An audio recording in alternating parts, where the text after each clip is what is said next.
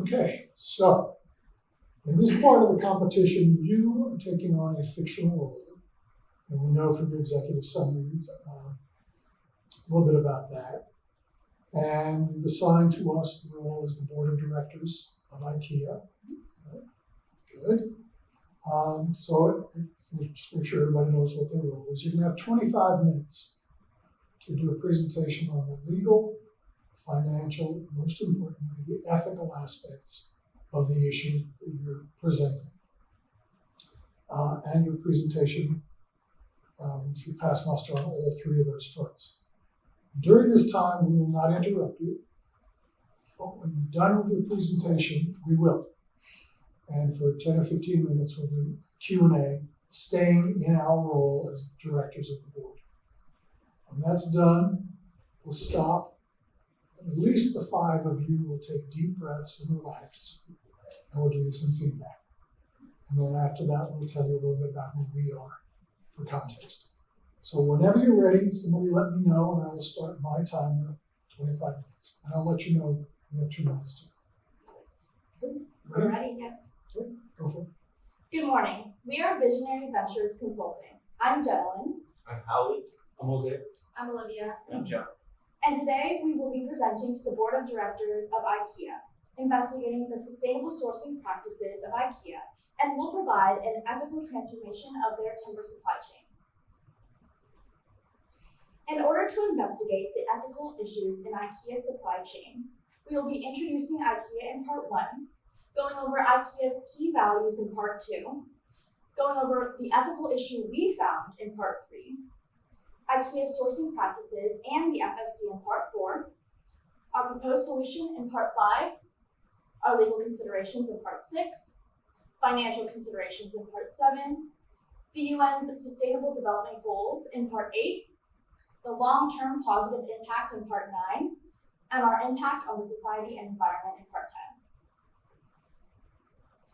To give an overview, IKEA is a multinational retail company with a market cap of $15.9 billion, popular for its ready-to-use assembled furniture, kitchen appliances, and home accessories. IKEA has a strong global presence with 471 stores in over 63 markets, committed to sustainable materials and energy-efficient products, working to decrease its climate footprint. We will now evaluate IKEA's 8 key values in order to showcase what we care about as an organization. Number 1, which is togetherness, which emphasizes trust, teamwork, and a fun culture within the company. Number 2, caring for the people and planet, which focuses on positive forces for current and future generations.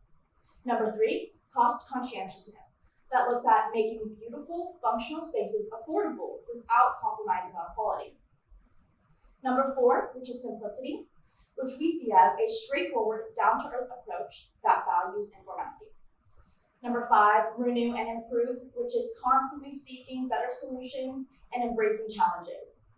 Number 6, difference with meaning, which encourages challenging norms, thinking unconventionally, and learning from mistakes. Number 7, give and take responsibility, by empowering individuals to grow and contribute to development. And finally, number 8, lead by example, which is the most important key aspect of IKEA's key values that we will be discussing today. IKEA sees this as leadership as action, emphasizing values and inspiring others to do their very best.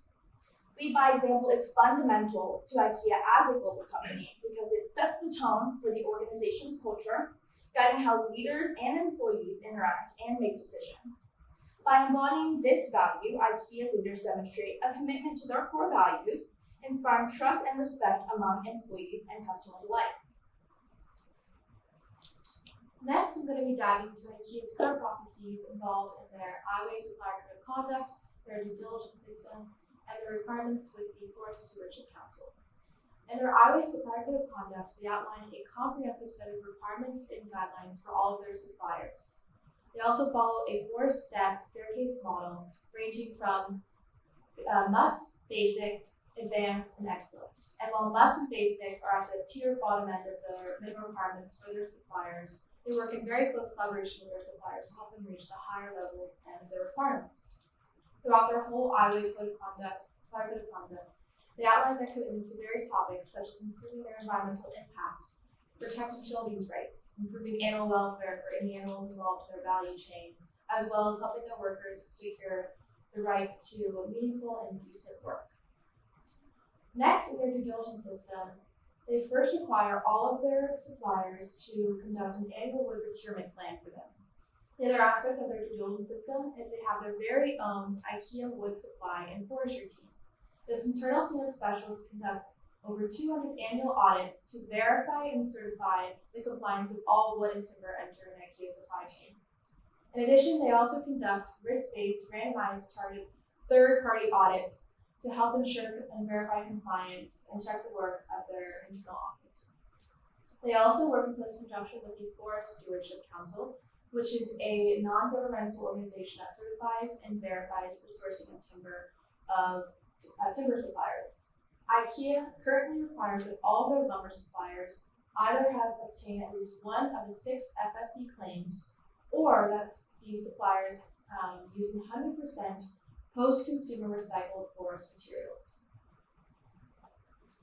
Now, while IKEA has been successful in upholding their core values and their commitment to their IBES Supplier Code of Conduct, we have found more systematic issues in their sourcing of timber that require more systematic solutions.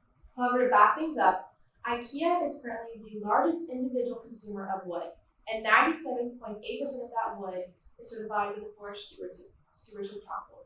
To explain a little bit more about FSC, they're a non-governmental organization, and they certify and verify the sourcing of timber by hiring third parties to conduct the audits for them. And in recent years, major environmental groups such as Greenpeace and Earthsite have found that FSC is linked to illegal deforestation efforts and the illegal timber trade. Now I'm going to dive into a specific case of legal timber sourcing of FSC certified wood that was used in a line of IKEA's products. The environmental organization Earthsite conducted investigations showing that FSC certified wood used in a line of IKEA's children's products had been illegally sourced from a protected forest in Russia. In their investigations, they collected data from Russian court documents, from on-site visits to the logging sites, as well as in-depth interviews, where they found that a Siberian logging company had cut down millions of trees in a protected forest under the false pretext that these trees were either dying, diseased, or damaged. This is often a very common false claim made by lumber companies to try to avoid lumber laws and regulations. Despite their false claims, the wood was FSC certified. It's unclear in the investigation how this was possible, but it is very important to note that for this particular audit, FSC contracted out to a Russian organization. It did not leverage an international auditing organization to verify and certify the wood. After the wood was FSC certified, it was shipped to manufacture in Indonesia, where it was then used in a line of IKEA's children's products. These were sold in stores throughout Eastern Europe, and it's unclear in the investigation where else these products had been sold. In response to this investigation, IKEA initially stated that the wood was legally harvested. However, after conducting their own investigation, they terminated their partnership with this Siberian lumber company and provided no further insight. This by no means was an isolated incident, and despite the FSC's best intentions to promote and reward sustainable efforts, we have found many cracks within their foundations for our research, the first of which being their low standards. Through their 6 certification levels, we found that they have standards that often fall below the government standards set in most countries, including those within the EU. In fact, the lowest level that they offer only requires that 50% of the material comes from a sustainable and ethical source. They also have unpublished financials. As a global nonprofit, they have an obligation to publish their financials yearly. However, within the US alone, the Form 990s have not been published since 2022. And lastly, they have dispersed certifying bodies, as Olivia touched on. So the FSC only sets the standards. It doesn't audit or enforce any of them. In fact, in the US alone, they have 11 certifying bodies, and this can lead to many internal conflicts of interest and to inequitable application of these standards around the world. So we wanted to look into 2 former partners of the FSC, 2 very well-known partners, I might add. The first of which is Greenpeace, a very global environmental activist agency. And in 2018, they left the FSC because they felt that it was not equitably applied around the world. And second, Earthsite, the global investigation agency looking into environmental and social justice issues, which left in 2021 because they felt that the FSC was merely a facade that wound up promoting illegal timber sourcing. They came to this conclusion through 6 investigations, and they found many issues, as I've outlined here. The first of which is that they really tended to back their logging interests. They wanted to protect them as much as they could, assuming their innocence in many cases. They have no proactive compliance monitoring or auditing, and they often have an unreasonably high burden of proof to bring these cases forward against these logging interests. They also have a severe lack of transparency around the processes they use to certify their wood, and they have no system to track wood through the supply chain, leading to issues around it. As we discussed, their standards fall far below those of the EU standards, and the FSC culture in and of itself also bends to logging interests, with cozy relations between the certifiers and the logging interests, and internal conflicts of interest arising over monetary gain, often for FSC, including one case in which the FSC gave a logging interest the ability to do their own audits. But the question might be, if IKEA has its own safeguards in place and is only using the FSC as an additional safeguard, really what is the issue?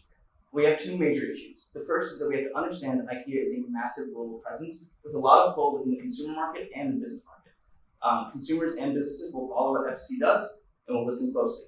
So IKEA has to assume responsibility and understand that if they promote FSC, consumers and other businesses will do so as well. And second, brands using FSC labels can upcharge 15 to 25% on their products. So if these issues were to come to the public eye, we would be met with a lot of scrutiny over our greenwashing practices. Additionally, IKEA is putting its own money into FSC to try and fund project support development and open up supply chain innovations, but we've seen little to no impact from that money we've been putting in over the years. So ultimately, we decided that the first step we need to take is leaving this partnership with FSC, and Olivia will take you through the next steps. We propose IKEA implements a 360 stakeholder audit. In the solution, we build off their current due diligence system, which is why we propose they still continue to work with their wood supply and forestry team. This team would continue to certify and verify the compliance of all wood entering IKEA's supply chain. We also recommend they continue to conduct risk-based third-party audits to help check the work of IKEA's internal wood supply and forestry team and to truly verify compliance of all timber. However, to truly uphold their core value of leading by example, we urge IKEA to proactively break apart from FSC and instead partner with an independent environmental auditing organization. We recommend IKEA partners with a nonprofit environmental organization to truly ensure there is no personal or financial interest in the outcome of the audit they perform. The specific organization we propose IKEA partners with is Conservation International. They are a nonprofit global organization committed to leveraging partnerships, innovation, and science that empower societies to sustainably and responsibly care for the earth. They work with governments, corporations, and communities to help create long-lasting solutions that benefit all. Through their work, they've helped protect more than 6 million square kilometers of land and sea across 70 different countries. They also have a very strong global presence with over 29 locations in 29 countries and over 2,000 partners worldwide. They've worked across sectors with various corporations to help them adopt more environmentally friendly practices, including sustainable supply and sourcing practices. In regards to the work they've done with IKEA, they've done similar work with Unilever and helping them adopt a sustainable and fully 100% deforestation-free supply of palm oil.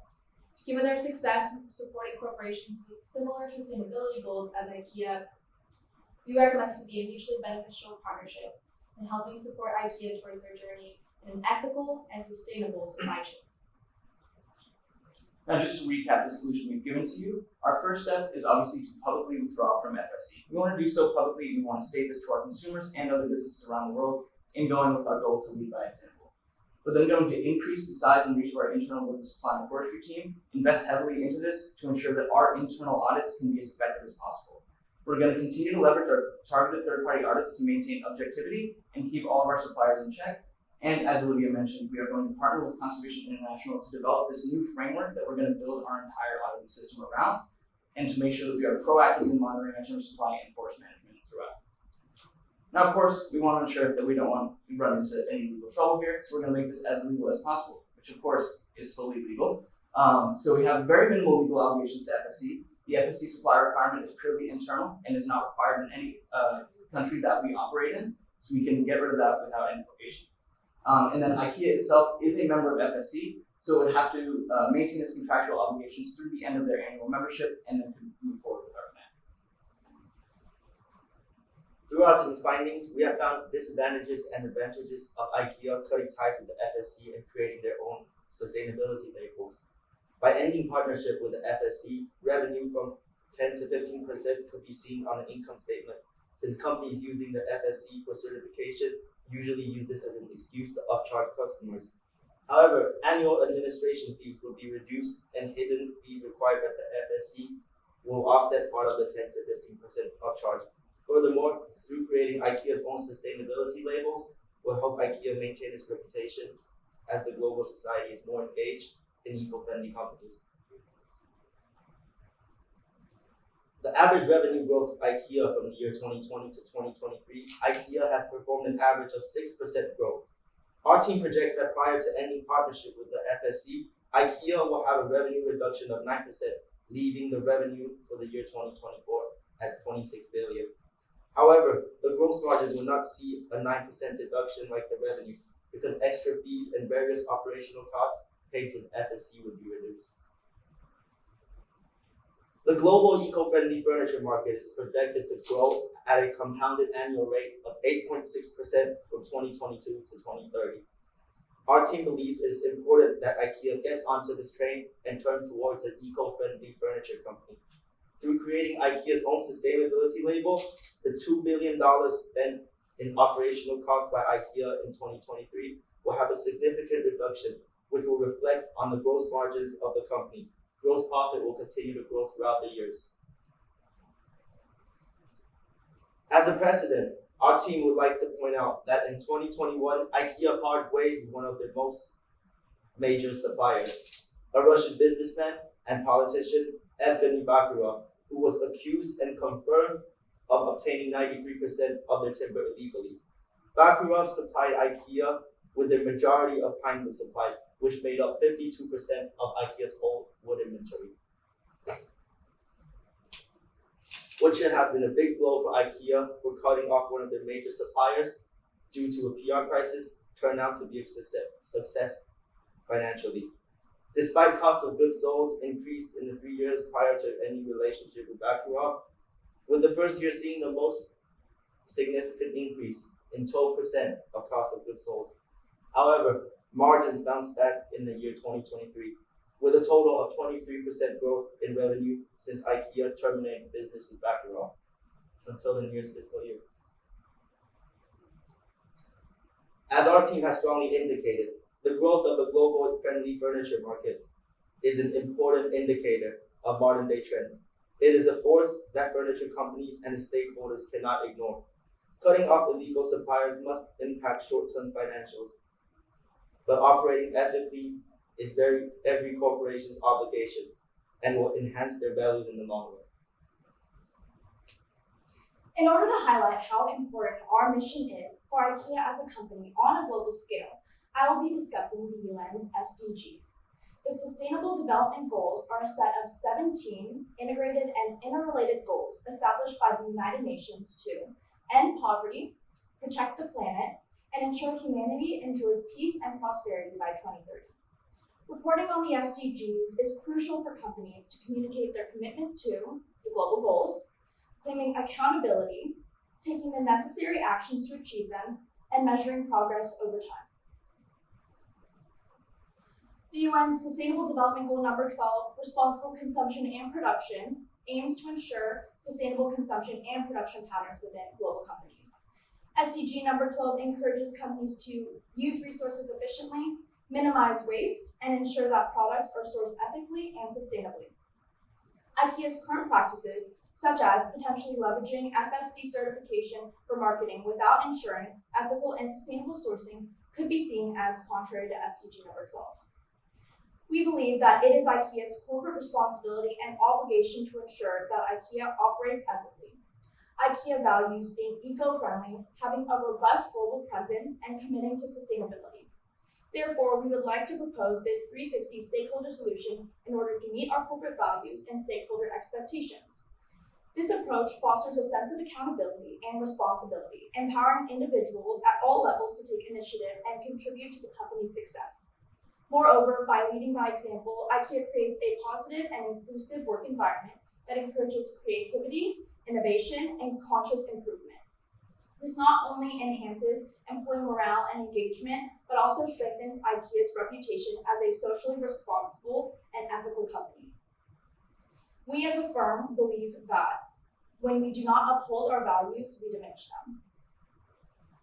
And on top of what Jana was just saying, we propose that a 360 stakeholder audit is the best way for IKEA to truly uphold their core values and align themselves to SDG goal number 12. In our solution, we have taken into account the interests of all parties involved, while also still implementing a comprehensive set of checks and balances to truly assess and verify the ethical and sustainable nature of all audits and certifications granted to IKEA's sourcing of timber and overall forest management. Now I will speak on the long-term positive impacts for IKEA. So IKEA's sustainable and ethical practices will enhance their reputation as a responsible company, which can also lead to an increased customer loyalty because in today's age, people follow and are more conscious of sustainable companies. Thirdly, by responsibly sourcing wood and promoting the use of recycled materials, IKEA can contribute to the development of a circular economy. This aligns with their circular agenda that wishes to be accomplished by 2030, with the main priorities being reducing greenhouse gas emissions across the value chain and moving toward the use of only recycled and renewable materials. This is because materials are the biggest contributor to IKEA's climate footprint, which accounts for more than 50%, where extraction and processing of raw materials accounts to more than 50% of their climate footprint, which is why it's crucial to minimize waste and maximize the lifespan of products, which also aligns with the Sustainability Amendment Goal number 12. Fourthly, to the more conscious consumer, IKEA can open a new market, meeting demand for more eco-friendly products. And lastly, IKEA is very conscious of making changes through their actions, so with our solution, IKEA will be able to further push that agenda of having a positive environmental impact. Moving on to the long-term positive impacts for society and the environment. As a global retail giant, IKEA has the potential to influence industry standards. By setting an example through sustainable wood sourcing, IKEA can encourage other companies to follow suit. This can include sharing the best practices for sustainability and highlighting the business benefits of sustainability. By adhering to forestry practice standards, IKEA will support fair labor practices, workers' rights, and the well-being of local communities that depend on these forests. Ensuring a sustainable supply of wood helps secure the long-term availability of raw materials for IKEA's products. This approach supports the company's continued growth without compromising the health of ecosystems. Forests play a crucial part in absorbing and storing carbon dioxide. Responsible forestry practices will ensure and contribute to the reduction of carbon emissions, and this aligns with the global efforts to combat climate change. To recap, we went over IKEA's 8 key values, their current processes, issues brought up because of timber sourcing, and issues with the Forest Stewardship Council. We explained our solution of having a 360 stakeholder audit and the potential possibility of a partnership with Conservation International. Regarding the legality and financials, IKEA has minimal obligations to FSC. We will see the extinction of fees paid to FSC and the upcharge of their products because of partnership with FSC. Finally, I spoke on the impacts that our solution will have for IKEA, society, and the environment, and we hope you take our solution into consideration to differentiate yourself from others. Thank you. Thank you. Good, well, thank you very much. I'm a little bit confused. I always thought we did a really good job in our forestry, getting the right products in an environmentally sound way. But it sounded to me during the presentation like what you were saying is that, no, the ethical part that you're doing wrong is paying a fee to FSC. which is, are we doing okay in the forestry, but we're bribing somebody? I think what we're doing is relying too heavily on FSC. By putting this FSC requirement in place, we are not only trusting that whatever they say will go and will be good to go in terms of both ethical sourcing and sustainable sourcing, when what we need to be doing is ensuring that we are going to another third party because of all the issues that FSC is presenting. And on top of this, with our position as IKEA and as this global giant, if we are taking the FSC label as a way to upcharge our products without fully ensuring that they are providing ethically sourced and sustainably sourced timber, then we are not doing our job leading by example. Well, I guess I don't understand getting rid of FSC but replacing it with some kind of 360 stakeholder audit. How does that improve our situation? Because the partnership that we are proposing IKEA works with, first of all, is a nonprofit. We're not paying them to conduct the audits and perform these on IKEA. Also, if you look at Earthsight's reputation, it's much more ethical and reputable than FSC and the many unethical issues they've been facing. And so simply breaking apart from FSC is a major way to ensure that we're ethically and sustainably sourcing our timber and managing our forests sustainably. And of course, we could wait around for all these FSC allegations to come to the forefront, but if you want to get ahead of it and not take the hit in our profits when it comes out that we can partner with an unethical company, then we need to take action now. I have a few questions. So right now, there's been some issues with FSC, right? It's public knowledge, I think, that this issue with the Siberian, all that's out there, right? So, but you said that FSC is an internal, it's an external company that does the work, but it's not anything that's consumer facing. It's not going to change anybody's opinion on what type of wood. It's not an external.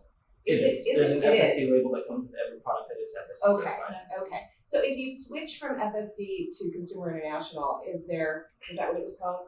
Conservation International. Is there anything that's going to, from a marketing PR standpoint, change people's opinions of the wood and practices, or how visible is this to any consumer? Because I didn't know anything about it. Well, you could ask that question, but you could also ask, isn't our job to make it public? If we're going to be a company that's based on both our ethical standards and our standard of wanting to lead by example, and we take that charge as a global giant, we need to take that step and we need to inform the public of what this label is. In fact, I heard that there might have been a competition here called IBESCC that was actually promoting a award that was FSC certified. Oh, okay. Interesting. Well, the presentation I just heard talked about the environmental product declarations, and that's primarily in the construction industry, and they were talking about doing it in the grocery industry. But is there that type of thing with the wood products that IKEA is using, this environmental product declarations? It's like a whole process that they have to go through for timber and wood that's used in construction. I don't know if that's applicable to furniture production as well, or if that's anything you guys, but that's a governing body that kind of makes sure that what's being done is ethically responsible. Mm-hmm. So, anyway. I think that's a great idea for us to take into consideration. Because of IKEA's global scope, that's why we're looking towards Conservation International, but I can see how that could be applicable. And would you guys utilize your Conservation International affiliation to market this throughout, so that consumers were maybe a little bit more aware of what you're trying to do and why you're doing it, and then it's an NGO and that type of thing? Definitely think that'd be a very strategic advantage for us to work with Conservation International and market that to the world and show the world the sustainability path. Are there any cons to working with Conservation International? We did a deep dive into it, and not that we see right now. Okay. The only thing that we could experience is if their audits are to expose more of our suppliers being unethical or unsustainable, we could take that hit, as Howie mentioned with the Baccarat case. Right. But we will recover, and we will recover and expand past that far beyond our I think people appreciate the transparency for sure. Yeah, no. I guess my question is: was it an arm's length sort of selection process for Conservation International? How did that nonprofit be selected? We looked, at a wide variety, but we also looked at their work with major corporations such as Walmart, Starbucks, Unilever. We looked at the outcome of the solutions that they created with these organizations and helping them adopt more sustainable practices. And what really stood out was their work with Unilever and helping them adopt a fully sustainable and 100% deforestation-free supply of palm oil. And so, given their success in supporting these corporations with very similar values to IKEA, that was a major contributing factor as to why we believe IKEA should partner with them. So I think it's not only an issue of making sure that they'll be able to uphold our standards, but they'll be able to uphold our standards at the rate that we need it. We are the largest consumer of wood in the world currently, and we need a company that can really uptake and take that responsibility and run with it. And their work with Unilever, as we all know, it's a global giant as well, really shows that we can run with them. What was the best alternative that you considered to this plan? Well, we were looking at smaller organizations like Greenpeace and like Earthsite, but we looked and their work was more investigative, which is great from a transparency standpoint, but they didn't necessarily have the scale and all the resources like Conservation International does to support IKEA in the ways that we need them to. And we'd also looked into possibly partnering further with FSC to invest more funds into really revamping their entire system, but through our research into already the funds we're putting in, as well as the research from Earthsite and Greenpeace, we really found that this was just not a sustainable option because there are so many just cracks in the foundation of FSC itself. It seems like we're depending a lot on others. This general pattern of the FSC is not doing its job, if Conservation International has any management for that. Could we take this on ourselves internally? Is there something that, if you had more resources, we could do ourselves to prevent this third-party risk? Well, last night at the banquet, we had this really great discussion about, the success and importance of green teams. And that's something that we did think about, is having an internal sort of green team that would be the go-to team for the CSR team at IKEA to go to for any, solutions. But we wanted to bring in this external third party to really ensure that we had a comprehensive set of checks and balances. IKEA, like we were saying, has already a very strong due diligence system and supplier code of conduct. Yet, despite that, they still, partnered with FSC and are, experiencing some of these issues. And so that's a major reason why we wanted to bring in a third party, not just keep it all internal. And part of that is how we face the consumers as well. It's one thing to be able to say, hey, this wood is good, trust us, we certified it ourselves, versus bringing in a global nonprofit that can really have those checks and balances in place. Do the consumers of our products care about these certificates? They want quality products that are reasonably priced. Well, we as a firm want to focus on a quote from Professor Thies that he told us, Jeff Thies, that What does he mean? when we do not uphold our values, we diminish them. And as we stated before, our key value number 8, leading by example, is very important to us as a firm and important for us as Visionary Ventures Consulting to make sure that IKEA is upholding to their own key values. So leading by example is something very important to us, and upholding our values in order to not diminish them is our most important aspect to this presentation. And when it comes down to money, as Howie touched on, the global sustainable furniture market is growing at an exponential rate. And if we can prove that we are at the forefront of that market, I think we can really capitalize. I agree. I don't think anybody wants to buy furniture for their children that, they find out later that there's unsustainable logging practices going on. So I think as an IKEA board member, I think it's really important for us to change the face of those type of stories externally, but certainly internally. And I think that people are very conscious of that, and that's kind of staying on us. So coming up with another solution is definitely what needs to be done.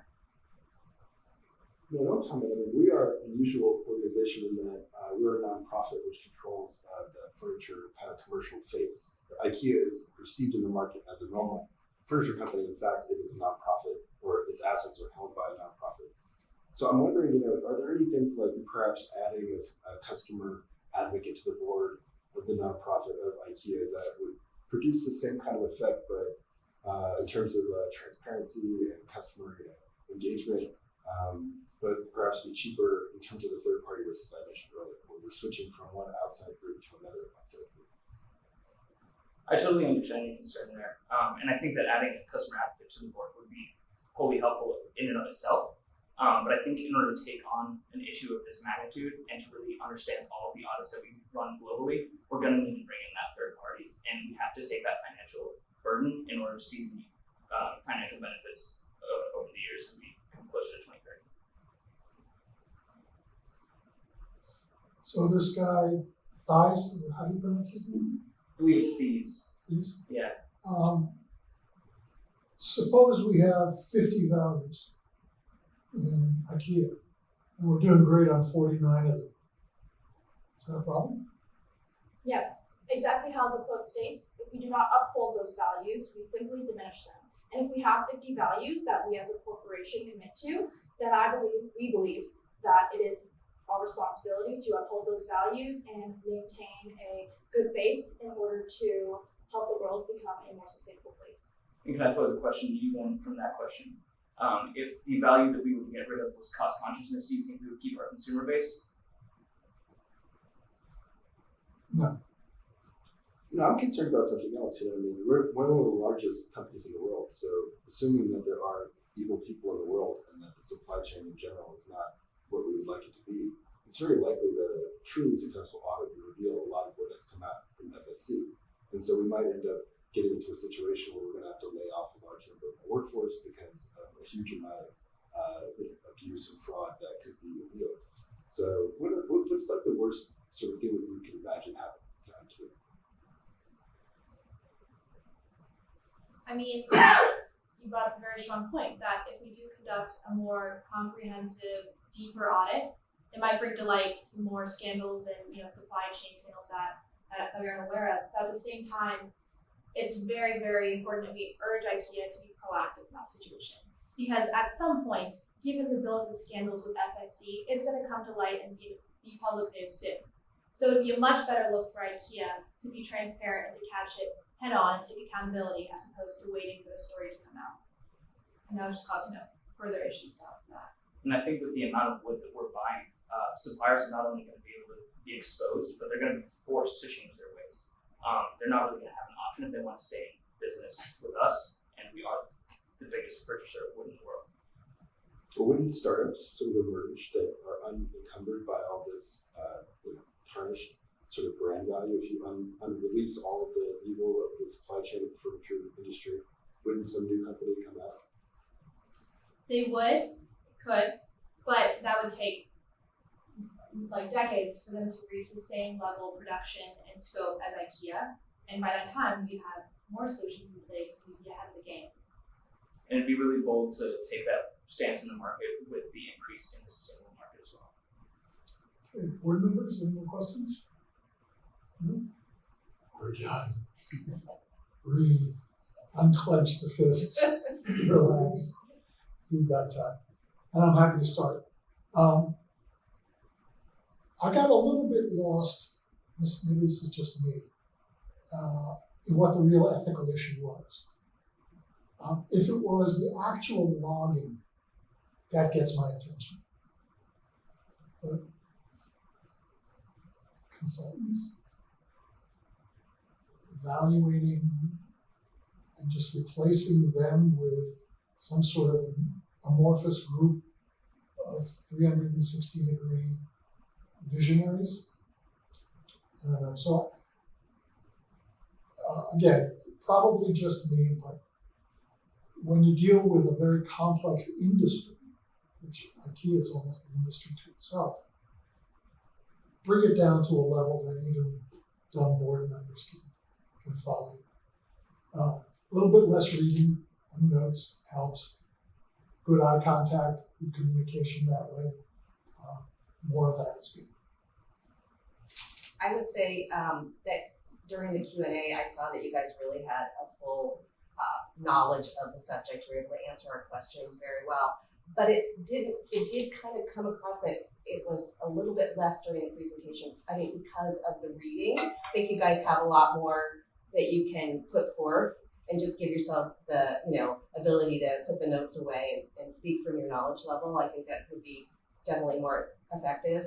I did mention, because I happen to have read about the the issue with the kids' furniture and the logging or the timber coming from that part of the story was a good example to go with, but I think really explaining that a little bit more, explaining maybe what that did to the reputation or could have done to the reputation of IKEA, and why that was so important for IKEA. That is, like I said, kind of a stain on the company, but it's out there now and it's important, and you guys are really addressing it. But you didn't really make that like the star example, that I think could have helped us as judges, because we are working from a little bit of a deficit because we don't know about this stuff ahead of time, and could have drawn us into the material a little bit more effectively. Yeah. More storytelling, I think. Yeah, making the example come alive and maybe pulling pieces out of it to explain why, and then we have that kind of overarching, kind of a big story to come back to and understand why you were doing what you're doing. Yeah, I think that in my own experience, entering into big corporations and trying to improve their supply chain is very difficult because they're very cost conscious and they're sensitive to some of the questions that I was asking. So I guess I would like to hear more about how, whatever we would do would affect the entire industry more directly. So if we're auditing ourselves, maybe IKEA is paying for an audit of all of our competitors, or maybe we're buying satellite data on the entire global forest and contributing that to some public use. And so I'd be concerned about just glossing over the potential impact on our employee base and our revenue from a 360 full audit. But beyond that, I think it's a very difficult subject. I admire you taking it on. And I would echo some of the comments of your judges about some of the presentation dynamics. But thank you for sharing this. So I can see from your executive summary that this is a big year for all of you. Something's coming up. Yeah, walking across the stage or selling the Yeah, store. something like Maybe that. a piece of paper. So this is a good kind of transition event, because as you move into the business world, you will be doing presentations like this to groups of outsiders or co-workers, where you know more about the subject than anybody else in the room at that moment.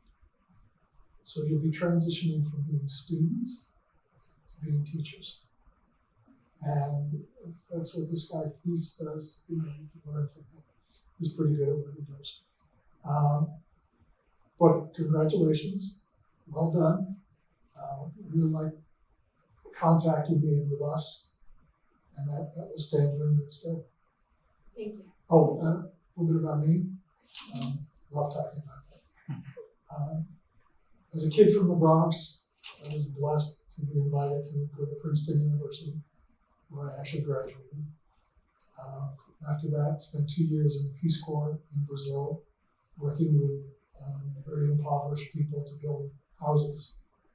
And then I went to law school at the University of Michigan in Ann Arbor, and started my legal career doing white-collar criminal defense work, and ended up the last 15 years as the global ethics officer for a British company in the aerospace business. They have a couple of claims to fame. Number one, they started in that industry, aerospace, before aerospace existed. Somebody invented an altimeter for hot air balloons, so they could tell how high above the ground they were flying.